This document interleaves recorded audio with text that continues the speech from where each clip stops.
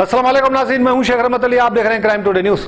नाज़रीन, क्या अब हमारा मुल्क वो यहूदियों के मुल्क से मिल रहा है?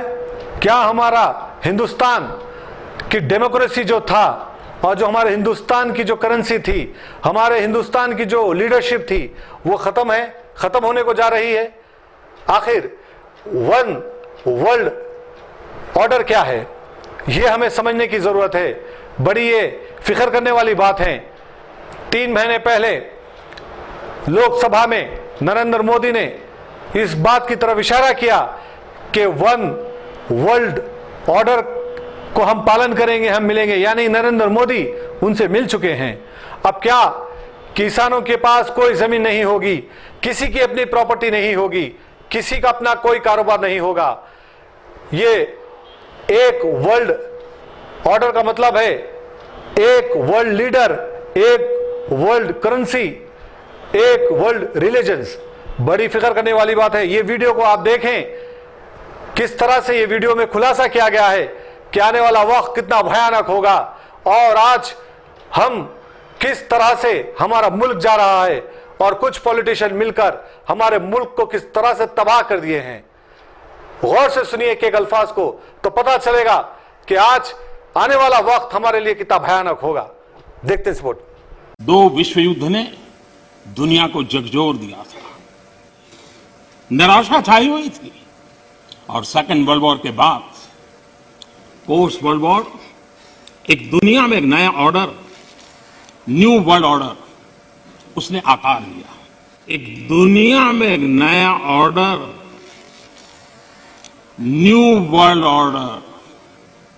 नरेंद्र मोदी ने पार्लियामेंट में न्यू वर्ल्ड ऑर्डर के बारे में बात की है कि कोरोना महामारी खत्म होने के बाद विश्व में न्यू वर्ल्ड ऑर्डर लागू हो जाएगा। आप लोग न्यू वर्ल्ड ऑर्डर के बारे में जानते ही हैं, फिर भी मैं यहाँ आपको बताता चलूं कि न्यू वर्ल्ड ऑर्डर में पूरी दुनिया में एक ही लीडर होगा, एक ही गवर्नमेंट होगी, एक ही रिलीजन होगा, यानी रिलीजन खत्म हो जाएगा और सब लोग न्यू एज में विश्वास करेंगे और पूरी दुनिया में एक ही करेंसी। अब तक लोग न्यू वर्ल्ड ऑर्डर का मजाक उड़ा रहे थे, उनके लिए ये एक चेतावनी है कि आप संभल जाइए। न्यू वर्ल्ड ऑर्डर कोई मजाक नहीं है, ये सच में लागू होगा। मैंने मेरी पिछली वीडियोस में इसके बारे में कई बार जिक्र किया है और न्यू वर्ल्ड ऑर्डर की जानकारी दी है। शांति के मार्ग पर चलने के शपथ हुए, यूएन का निर्माण हुआ, यूएन का निर्माण हुआ, इंस्टीट्यूशंस बनी, इंस्टीट्यूशंस बनी, भांति भांति के मैकेनिज्म तैयार हुए ताकि विश्व को पोस्ट वर्ल्ड वॉर के बाद एक सुचारू ढंग से शांति की दिशा में ले जाया जाए। लेकिन अनुभव कुछ और निकला। अनुभव ये निकला कि दुनिया में शांति की बात हर कोई करने लगा। पोस्ट वर्ल्ड वॉर शांति की बातों के बीच भी हर कोई जिसकी ताकत थी अपनी सैन्य शक्ति बढ़ाने लगा। वर्ल्ड वॉर के पहले दुनिया के पास जो सैन्य शक्ति थी, यूएन के बाद वो सैन्य शक्ति अनेक गुना बढ़ गई। यूएन के बाद वो सैन्य शक्ति अनेक गुना बढ़ गई। छोटे मोटे देश भी सैन्य शक्ति की स्पर्धा में आने लग गए। लेकिन हकीकत इस बात विश्व को स्वीकार करना होगा कि सैन्य शक्ति की तरफ बड़ी बड़ी ताकतें और पुरजोश चल पड़ी। पोस्ट कोरोना भी एक नया वर्ल्ड ऑर्डर नजर आ रहा है।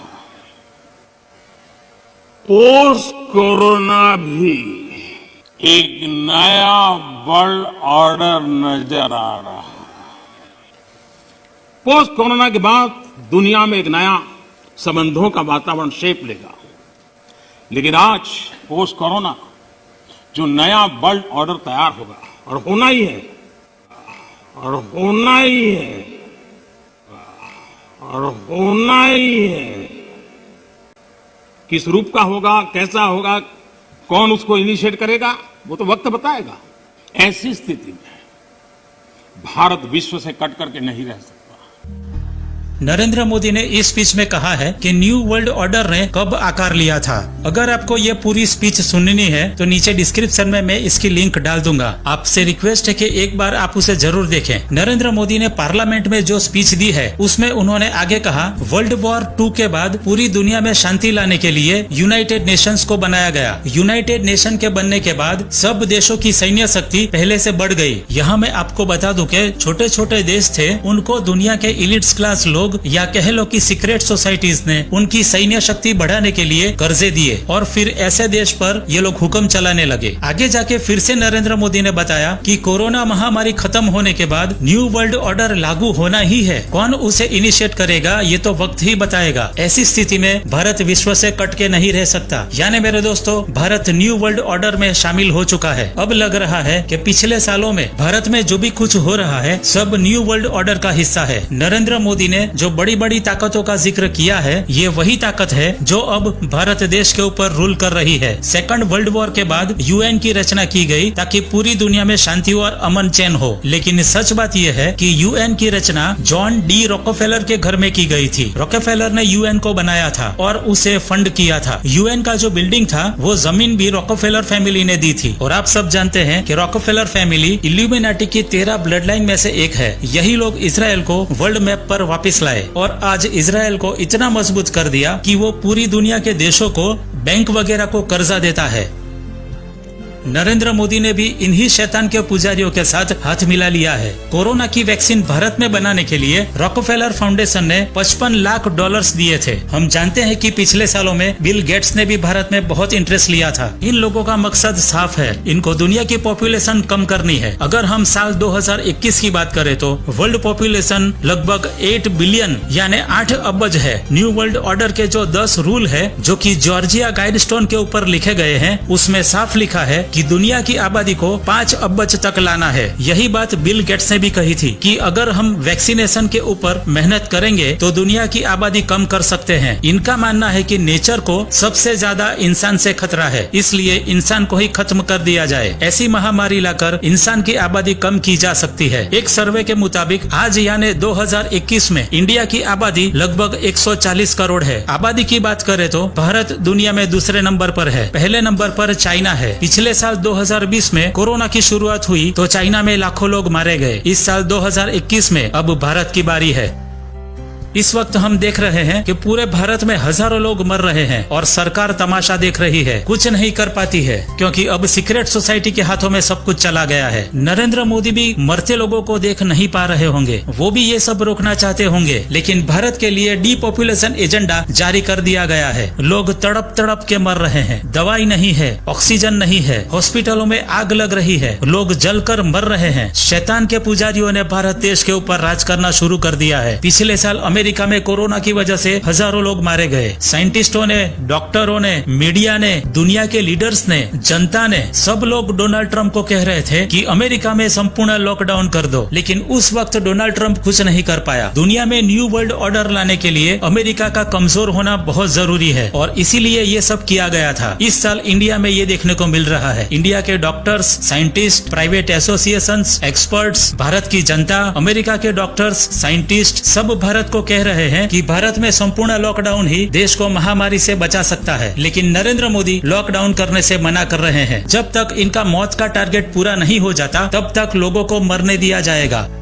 सीक्रेट सोसाइटीज ने पूरी तरह कब्जा कर लिया है और अब ये लोग भारत देश के ऊपर राज कर रहे हैं। Doctor Reema Laibo natural solution foundation की मेडिकल डायरेक्टर है। उन्होंने भी कहा था कि एक महामारी आएगी और दुनिया में बहुत लोग मारे जाएंगे। इन लोगों का एजेंडा 21 पूरा होता नजर आ रहा है। लोगों से आजादी छीन ली गई है, आम जनता के ऊपर जबरदस्ती की जा रही है, नए नए नियम बनाकर जबरन अमल कराया जा रहा है, पूरी तरह से माइंड कंट्रोल किया जा रहा है। न्यू वर्ल्ड ऑर्डर के दरमियान पूरी दुनिया पर अमल चलाने वाला एक ही लीडर होगा और वो होगा एंटी क्राइस्ट, जो पहले बहुत अच्छा बनेगा, लोगों को अपने वश में करेगा और फिर अपने कंट्रोल में लेगा। अब पहले जैसी स्थिति वापस नहीं होगी। हमें ऐसे ही डरा धमका कर रखा जाएगा। हमें जबरन इन शैतान के पुजारियों की मर्जी के मुताबिक चलना होगा। ये लोग जब कहेंगे तब हमें अपने घरों में कैद होना पड़ेगा और जब कहेंगे हमें इंजेक्शन लगवाना पड़ेगा। ये कोई नई शुरुआत नहीं है, ये बहुत पहले से दुनिया में हो रहा है। अब भारत में खुलेआम इसके ऊपर अमल किया जाएगा और कोई कुछ नहीं कर पाएगा। दुनिया के इलिट्स, सीक्रेट सोसाइटीज एंटी क्राइस्ट के लिए रास्ता तैयार कर रहे हैं। एंटी क्राइस्ट जब अपनी मनमानी करेगा तब हर एक को अपनी छाप लेने के लिए मजबूर करेगा। बाइबल में इसके बारे में पहले से प्रोफेसी कर दी गई है। जिनके हाथों पर या माथे पर शैतान की छाप होगी वही सेल परचेस कर सकेगा, कहीं आ जा सकेगा। ये छाप लेना कंपलसरी कर दिया जाएगा। एंटी क्राइस्ट झूठा मसीहा है। न्यू वर्ल्ड ऑर्डर का एक छोटा सा वीडियो है जिसकी लिंक मैंने नीचे डिस्क्रिप्शन में डाल दी है, वो आप जरूर देखना। उसमें एंटी क्राइस्ट के बारे में पूरा बताया गया है और जो छाप माथे पर लेनी है उसके बारे में बताया गया है।